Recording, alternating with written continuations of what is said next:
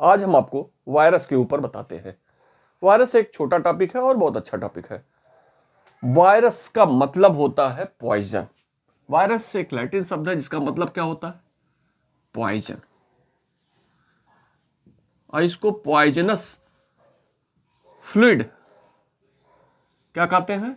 Poisonous, poison या poisonous fluid. एक scientist थे पाश्चर,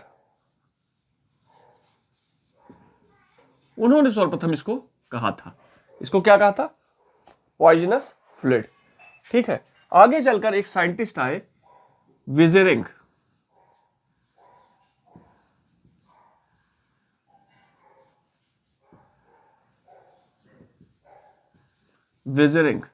विजेरिंग ने इसको वायरस के लिए एक टर्म दिया।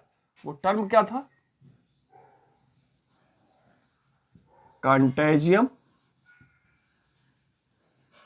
Vivum fluidum. Contagium vivum fluidum. ठीक है, इसका मतलब यह होता है इन्फेक्शियस, वाइवम मतलब लिविंग, फ्लूइडम मतलब फ्लूइड। Infectious living fluid. आगे चलकर एक साइंटिस्ट और आए, स्टैनले। उन्होंने वायरस के क्रिस्टलाइन फॉर्म का स्टडी किया।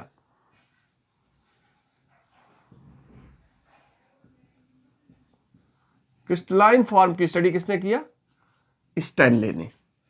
ठीक है, फिर इसमें देखते हैं वायरस जो होता है, अगर ये होस्ट सेल के बाहर पाया जाता है तो किस रूप में होता है? इनर्ट के रूप में। होस्ट सेल के बाहर पाया जा रहा कैसा होगा? इनर्ट में। और होस्ट सेल के अंदर अगर ये पाया जा रहा है तो देखा जाता है ये ऑब्लिगेट इंट्रासेलुलर पैरासाइट होता है। ठीक है, यदि वायरस को देखें तो अगर वो सेल के अंदर या होस्ट सेल के अंदर रह रहा है, ठीक है, जैसे ये वायरस बाहर की तरफ है, ठीक है, बैक्टीरियोफेज क्या है? वायरस होते हैं जो बैक्टीरिया को किल करते हैं। अगर होस्ट सेल के बाहर है तो ये इनर्ट, इनएक्टिव के रूप में प्रेजेंट होगा। लेकिन ये होस्ट सेल के अंदर आता है तो कैसा होता है? ये इंट्रासेलुलर ऑब्लिगेट पैरासाइट होता है। ठीक है, दूसरा इंपॉर्टेंट चीज है कि वायरस जब होस्ट सेल के अंदर प्रवेश करता है, होस्ट सेल के सारे मशीनरी को टेक ओवर कर लेता है। ठीक, तो पहला इंपॉर्टेंट चीज क्या हो गया इसके बारे में? ये as inert,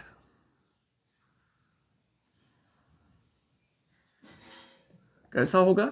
as inert, outside of host, outside of host cell. Host cell के बाहर इनर्ट के रूप में होगा। लेकिन ये क्या होगा? Intracellular obligate parasite. कहां होगा? Inside host cell.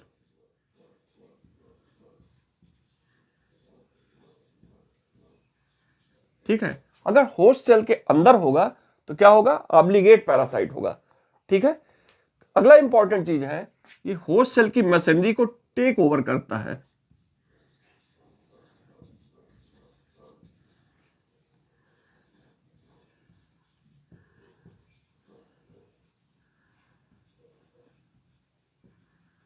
Host cell की मशीनरी को टेक ओवर कर लेता है।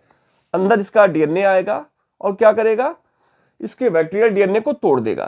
ठीक है, और इसके एंजाइम को, राइबोसोम को उपयोग करके अपने डीएनए की संख्या को बढ़ाएगा और प्रोटीन कोड की सिंथेसिस करेगा और नए वायरल पार्टिकल का निर्माण करेगा।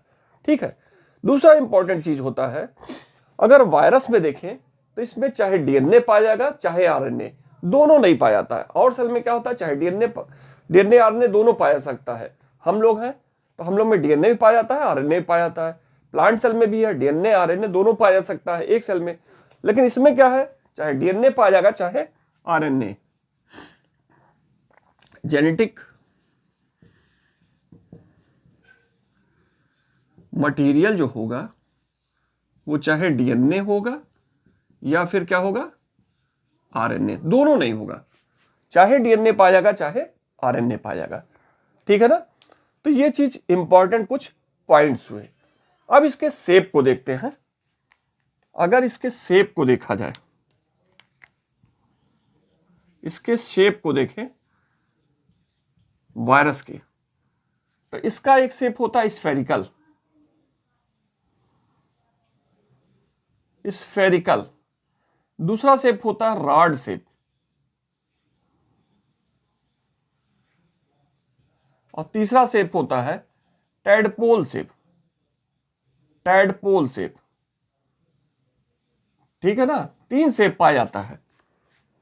इसका एक शेप होगा स्फेरिकल, एक शेप होगा रॉड शेप, और एक होगा tadpole shape.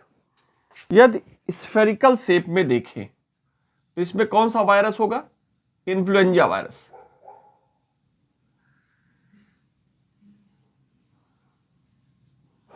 Influenza virus. Rod shape जो शेप होगा वो किसमें पाया जाएगा? टीएमबी वायरस में। और टैडपोल शेप किसमें पाया जाएगा? बैक्टीरियोफेज।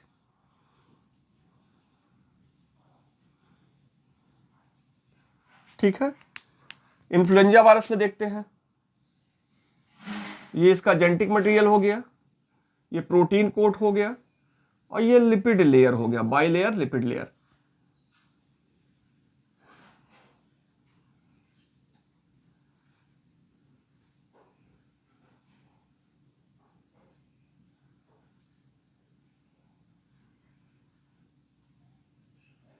ये हो गया influenza viral spherical shape. Rod shape में कौन आएगा? टीएमबी।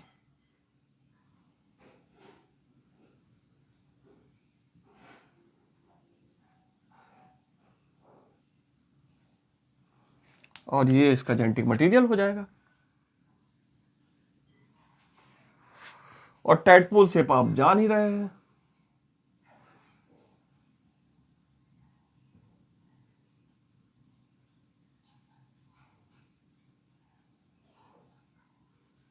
ठीक है, ये इसका जेनेटिक मटेरियल हो गया, ये टैडपोल शेप हो गया। तो इस तरह का शेप होता है। अब हम आ जाते हैं स्ट्रक्चर पे। यस, यदि हम वायरस के स्ट्रक्चर को देखें तो वायरस जो होता है वो मेन रूप से 2 पार्ट का बना होता है। ठीक है ना। एक होता है प्रोटीन कोट,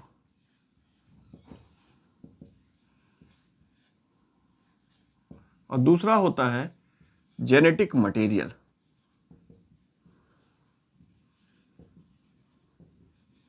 अगर वायरस को देखें, स्ट्रक्चर को देखें, तो 2 चीज से मिलकर बना होता है, प्रोटीन कोट या जेनेटिक मटेरियल। तो प्रोटीन कोट जो इसमें होता है वो कैप्सिड होता है। प्रोटीन कोट क्या कहलाता है? कैप्सिड। और जेनेटिक मटेरियल जो होता है इसमें चाहे डीएनए होगा और चाहे आरएनए होगा। ठीक है। प्रोटीन कोड क्या होगा? कैप्सिड। जेनेटिक मटेरियल क्या होगा? डीएनए होगा या आरएनए होगा। तो ये अंदर की तरफ क्या है? आरएनए है। ये इसका जेनेटिक मटेरियल हो गया। और ये हो गया इसका प्रोटीन कोड। ठीक है। प्रोटीन कोड जिसे क्या कहते हैं? कैप्सिड। तो जेनेटिक मटेरियल और प्रोटीन कोड दोनों को मिलाकर क्या कहते हैं? न्यूक्लियोप्रोटीन। ठीक है। कैप्सिड की सिंगल यूनिट या कैप्सिड प्रोटीन जो होता है वो कई छोटी छोटी यूनिट से मिलकर बना होता है, जिसे कहते हैं कैप्सोमियर। तो कभी कभी पूछा जाता है कैप्सिड किस चीज से बना होता है? बहुत सारी छोटी छोटी यूनिट से मिलकर बना होता है। ये यूनिट है जिसे क्या कहते हैं? Capsomere.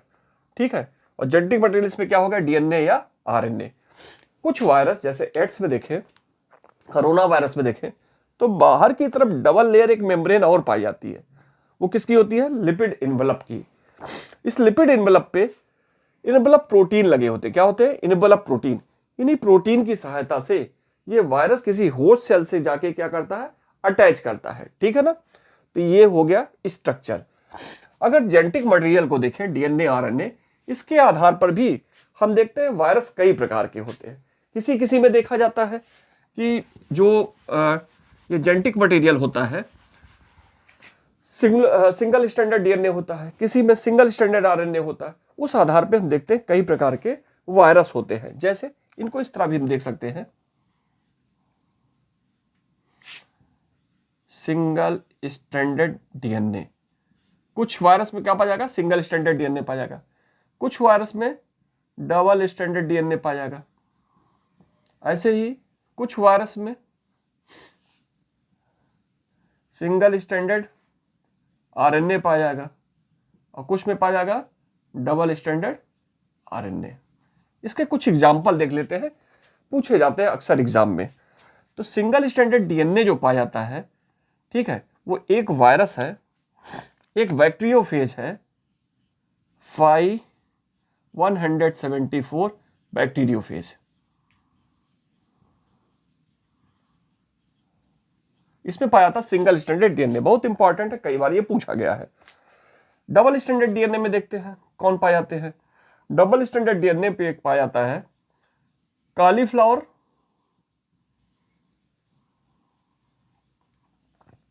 Mosaic virus.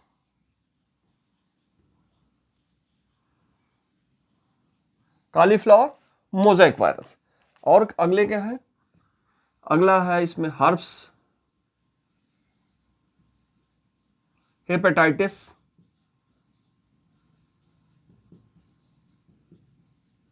Influenza,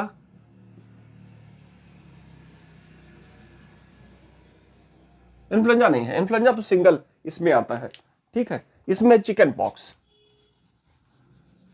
influenza का ही ये है, इसमें आ जाएगा चिकन पॉक्स,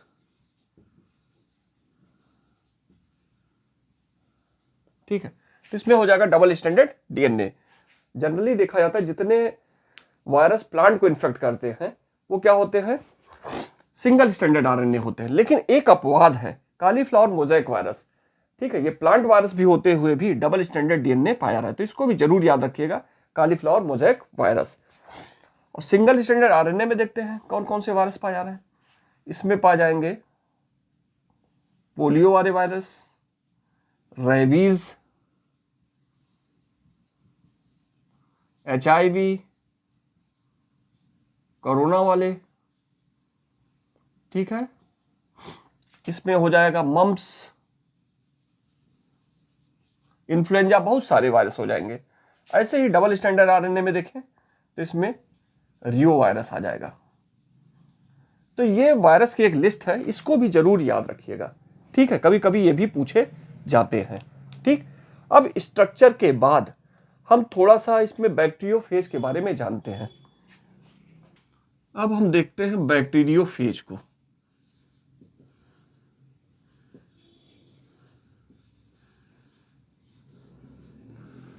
बैक्टीरियोफेज होता क्या है?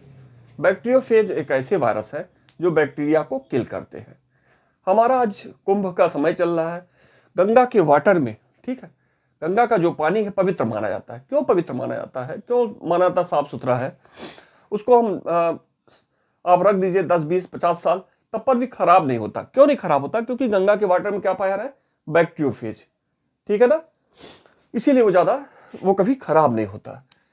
दूसरा इंपॉर्टेंट चीज है, इसके स्ट्रक्चर को देख ले।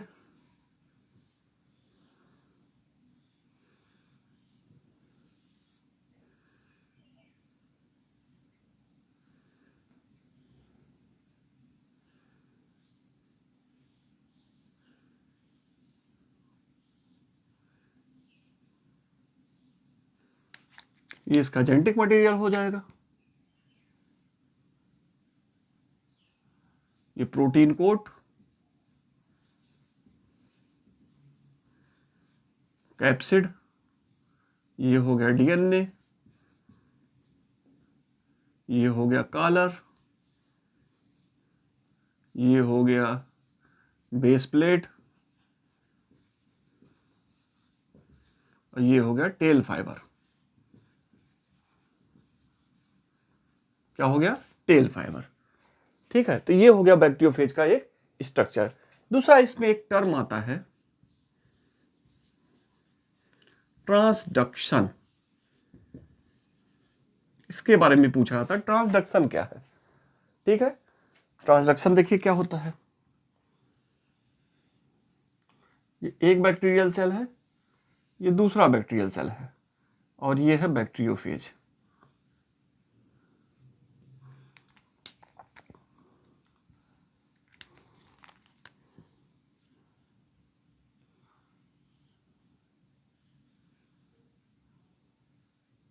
यदि किसी बैक्टीरिया एक बैक्टीरियल सेल का जेनेटिक मटेरियल दूसरे बैक्टीरियल सेल में भेजा जाता है, किसकी सहायता से?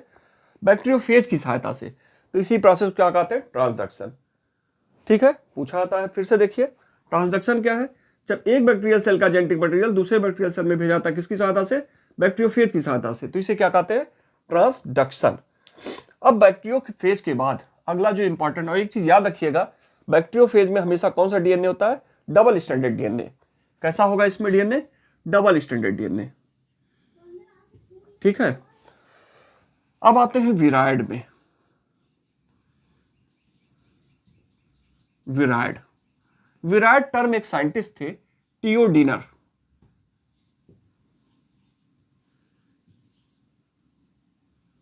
टियोडेनर, उन्होंने दिया था। ठीक है, विराइड शब्द। ठीक, विराइड क्या होते हैं? ये नेकेड वायरस होते हैं। कभी कभी पूछ लेता है नेकेड वायरस। तो विराइड क्या है? नेकेड वायरस है। क्यों? क्योंकि इसमें प्रोटीन कोड जो कैप्सिड होता है वो अब्सेंट होता है। तो कह सकते हैं इसमें कैप्सिड अब्सेंट। इसमें genetic material single standard RNA होता, बहुत इंपॉर्टेंट है। जेनेटिक मटेरियल क्या होगा? Single standard RNA. Capsid absent होगा और ये नेकेड वायरस होंगे। ठीक है, दूसरा इंपॉर्टेंट चीज है इनकी साइज या इनका मॉलिक्यूलर वेट देखा जाए तो वायरस की तुलना में बहुत कम होता है। वायरस से स्मॉलर होते हैं, स्मॉलर देन वायरस। अगला इंपॉर्टेंट चीज है, ये एक डिजीज काज करते हैं प्लांट में। उस प्लांट डिजीज का नाम है पोटैटो, क्या नाम उसका? Potato spindle tuber disease. पूछा जाता है कि प्लांट में कौन सी डिजीज काज करते हैं? Viride, potato spindle tuber disease. ठीक है, विराइड के बाद एक शब्द और आता है जो टर्म पूछा आता है, वो है विरियान। विरियान क्या है? ठीक है, तो smallest particle of virus.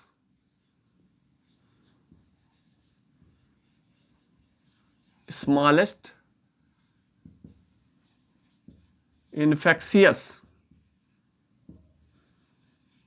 Viral particle.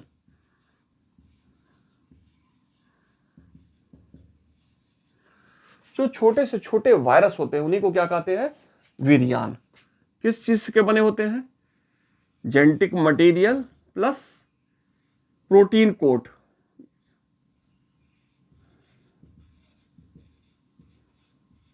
Capsid. ठीक है ना, तो विरियान क्या है? सबसे स्मॉलेस्ट वायरस होते हैं जो जेनेटिक मटेरियल और प्रोटीन कोड के बने होते हैं। ठीक है, अब एक और बच गया प्रियान, उसको देखते हैं। अब देखते हैं प्रियान। प्रियान क्या है? प्रियान इन्फेक्शियस प्रोटीन पार्टिकल है।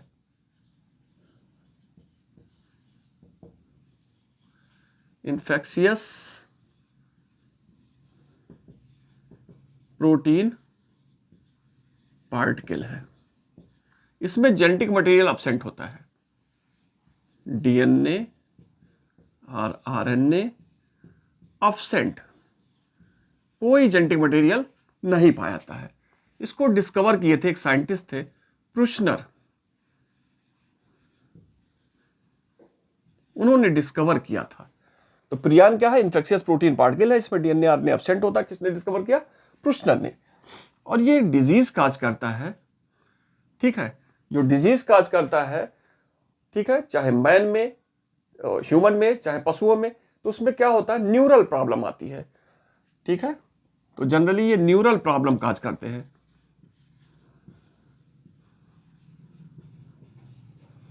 जैसे पशुओं में कौन सी डिजीज है? Mad cow disease.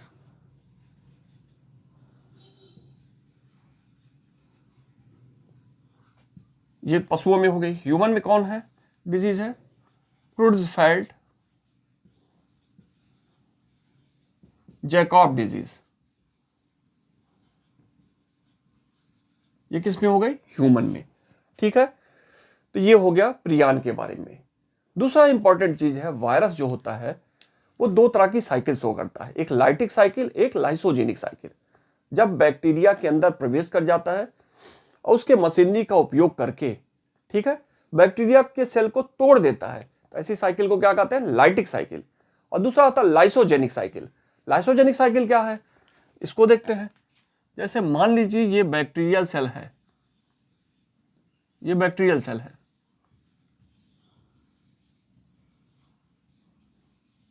और ये बैक्टीरियल डीएनए है, ठीक है, और इसमें बैक्टीरियोफेज इन्फेक्ट किया, और इसका ये जेनेटिक मटेरियल है, ठीक है, जेनेटिक मटेरियल जाके इससे अटैच हो गया, ठीक है, इसके सेल की लाइसिस नहीं किया, वायरल जेनेटिक मटेरियल आके बैक्टीरियल जेनेटिक मटेरियल से अटैच हो गया, और ये निर्माण करेगा किसका, प्रोफेज का। इस स्ट्रक्चर को क्या कहेंगे, प्रोफेज। और इस साइकिल को कहेंगे, इस तरह की साइकिल जिसमें होस्ट सेल का डिजनरेशन नहीं होता है, ठीक है, लाइसोजेनिक साइकिल, ठीक। और लाइटिक में क्या होगा, होस्ट सेल का डिजनरेशन हो जाएगा। तो इस तरह आज हम बैक्टीरिया के बारे में पढ़े। दूसरा इंपॉर्टेंट चीज बैक्टीरिया में एक पॉइंट और छूट रहा है कि वायरस का, कि वायरस जो होता है उसको किस प्लांट किंगडम में रखा गया है या किस किंगडम में रखा गया है। इसको किसी भी किंगडम में नहीं रखा गया। क्यों? क्योंकि ये नॉन सेलुलर होता है, इसकी कोई निश्चित प्रकृति नहीं होती है। इसके अगर सेल को देखें तो इसमें कोई सेल ऑर्गेनेल नहीं पाए जाते हैं, ठीक है ना, तो इसलिए इसको किसी किंगडम में रखा नहीं गया है। तो इस प्रकार आज हम वायरस के बारे में डिटेल से देखें, बैक्टीरियोफेज को जाने, विरियाट को जाने, प्रियान को जाने। अगर ये वीडियो आपको अच्छा लगा हो तो ज्यादा से ज्यादा लाइक करिए, सब्सक्राइब करिए, दोस्तों शेयर करिए। धन्यवाद।